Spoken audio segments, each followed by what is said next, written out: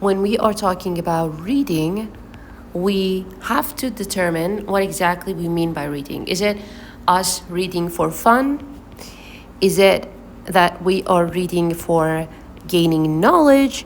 Or is it that we are actually spending our time reading for work because maybe your work requires it? Or is it that you're studying for uni? Or is it that you just want to become smarter? You can have multiple reasons for reading. But based on that reason, you have to figure out how you're going to read. But in this video specifically, we're going to talk about these two, reading for fun and for knowledge. Reading for fun and entertainment, if you're choosing to read for fun, then you're ahead of like 80% of the population, because reading in any form is better than like any social media platform, any content that is visual, because now your brain is working when you're entertaining yourself. Your brain is at work and trying to figure things out, and you're becoming even smarter as a consequence of that, because all you're doing is to just read. And that makes you a well-rounded person, even though if it's like even if it's for entertainment purposes only. And if you want to read for knowledge, then we're going to talk about that extensively, because this video is about that specifically. First of all, you want to know how to retain knowledge better. And second of all, you want to be able to think your own thoughts about it. In other ways, think critically about whatever you're reading. You're going to retain the information even better, because now you're engaging your mind in this reading that you're doing, and you're not just taking the information, you're also adding your own perspective to it. So you're trying to work it out, which means that you're giving yourself some time to fight with the argument that has been represented in the book, and that in and of itself makes it so much more colorful in your memory, I would say.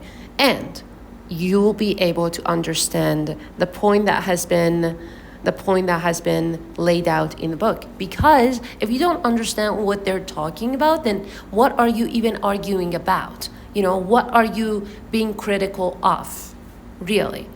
But that's what I mean. If you want to gain the knowledge fully, you have to ask questions. In order to think critically, there's one specific tool that you can use, which is questions. You probably are reading a book.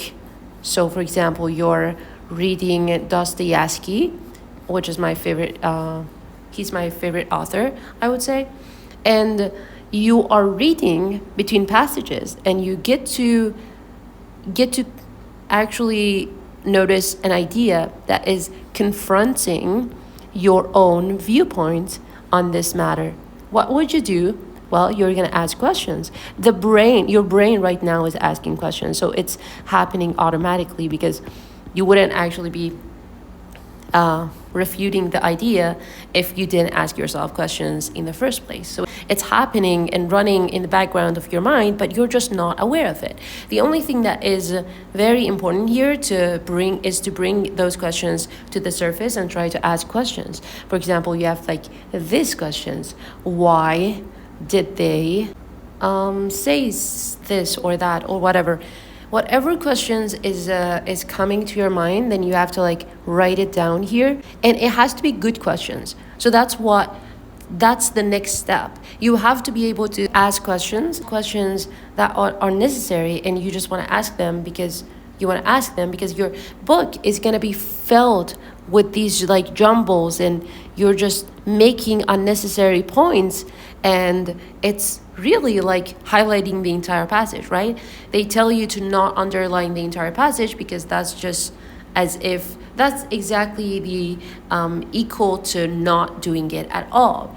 When you're saying that everything is important, then nothing is important. When you're saying that everything is questionable, then nothing is questionable, right? And so you have to choose them wisely with careful critical thinking.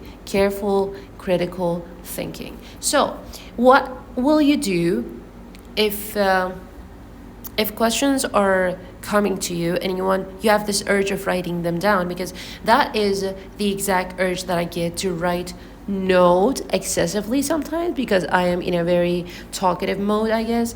I want to converse with the author, but I just don't think that it's a good use of my time.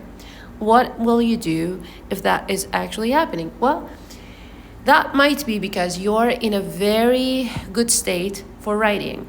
So bring your notepad and a pencil with yourself, or a pen, whatever you prefer, or even your laptop.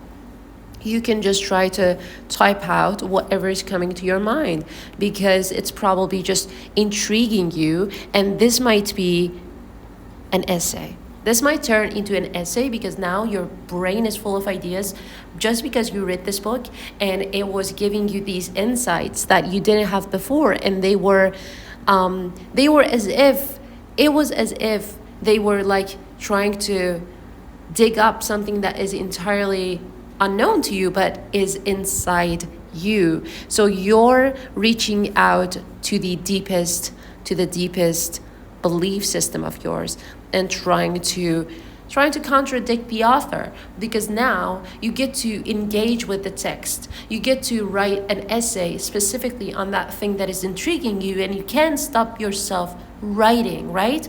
That happens to me often, and I want to write about a specific thing that they're actually challenging me on, and maybe it's like about a specific concept that I talked about before, and I can pull up other essays and try to read what I've been writing about in the past, specifically around that topic. And so it can give you this beautiful rabbit hole that you can go through, and you will figure out that you're much more engaged in the reading itself. You don't have to read fast when you're reading for knowledge, so that's another thing that we're going to talk about, which is speed. Are we going to even care about speed when we're the purpose here is to gain knowledge, right? To gain insights. Is it necessary for us to read as fast as we want to? Well, I know that it's very tempting to read something, to want to read like a book a day. That's just not really necessary. I think it's better for you to take your time. Like I said, you can in the middle of the book maybe, or wherever you are in that book, you can completely close it off. Not close it up, but put it aside and just do it yourself. Just try to write your own viewpoint on that specific thing that the author is trying to talk about. And that's very useful, because now you are not just writing trash on the book page. You're not trying to make the pages look ugly. You're actually bringing your notes to this uniform format, because now you can categorize it, and you can try to even tidy your notes so that they are in this folder, and you have access to them whenever you want to, and you know exactly what they're all about, because now you know where you have put them. So maybe you have like sticky notes that you can put on this page, and you can write something down here. That's also another option. But another option would be just having like a section of your notebook entirely dedicated to notes from that specific book. So it's a section from your notebook that you have dedicated to that specific book that you're using, and now you have access to them easily. You can access them easily. And also something that I want to do, and I never done it before, but this is a new idea that is coming to my mind, is that to store these highlights that I have by just storing it in Words application maybe.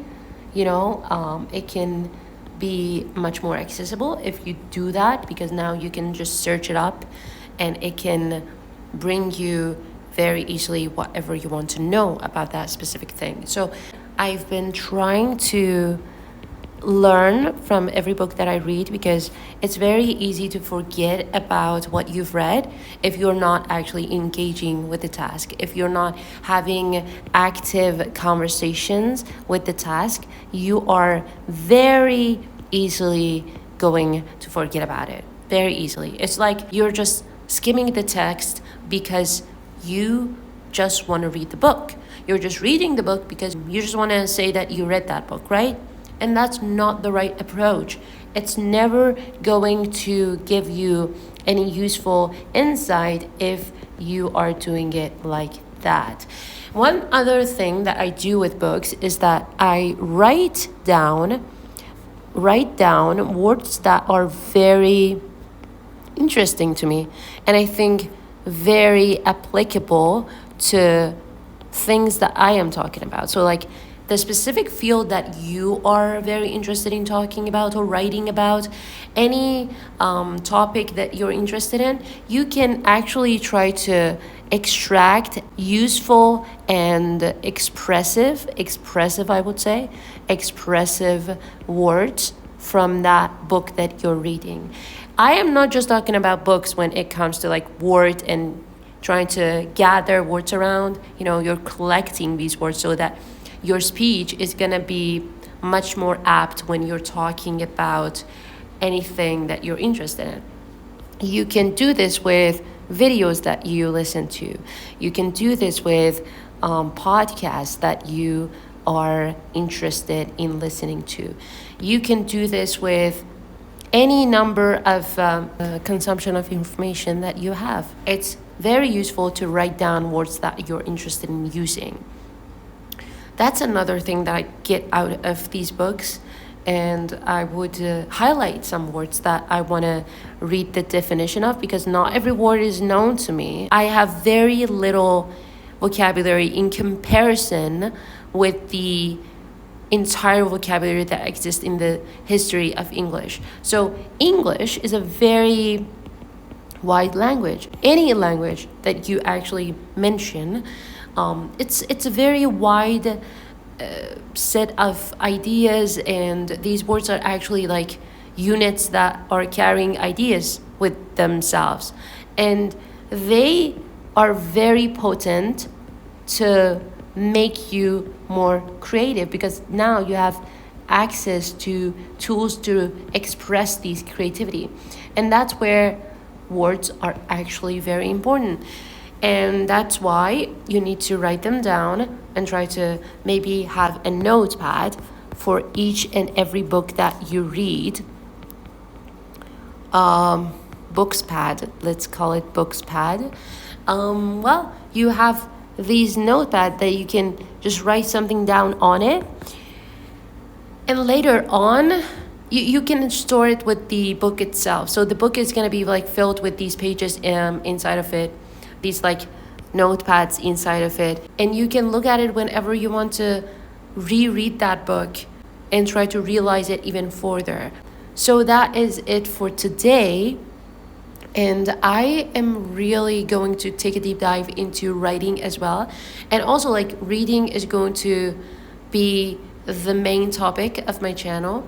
Not the main topic, but like it's gonna be an important section of my channel is going to be dedicated to reading and also communication. So it's a part of my channel, and you're always going to find content related to it.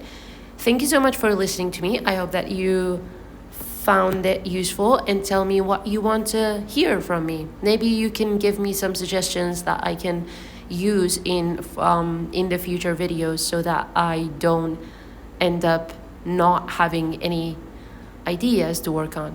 Thank you.